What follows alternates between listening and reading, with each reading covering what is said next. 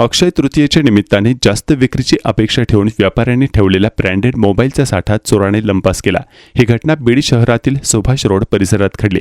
सुभाष रोडवरील एका मोबाईल दुकानाचे रात्रीच्या सुमारास चोरांनी शटर फोडले। ही संपूर्ण चोरीची घटना सीसीटीव्ही कॅमेऱ्यामध्ये कैद झाली आहे। यावेळी चोरांनी काही रोख रक्कम आणि ब्रँडेड मोबाईल चोरी करून नेले। या प्रकरणी बीड शहर पोलीस ठाण्यात गुन्हा दाखल करण्याची प्रक्रिया सुरू आहे। चोरीमध्ये सुमारे 10 ते 15 लाख रुपयांचे मोबाईल नेण्यात आले आहेत। चोरीनंतर दुकानातील एक सुरू असलेला मोबाईलही तो सोबत घेऊन गेला। चोरी केल्यानंतर त्याने तो मोबाईल एका टेम्पोमध्ये टाकून दिला। दुकानदाराला चोरीची माहिती मिळाल्यानंतर त्याने हा मोबाईल लोकेशन ट्रॅक केले असता तो संभाजीनगर येथे आढळला, मात्र चोर तेथे नव्हता। त्यामुळे पोलिसांची दिशाभूल करण्यासाठी चोराने असे केल्याचा अंदाज व्यक्त केला जात आहे।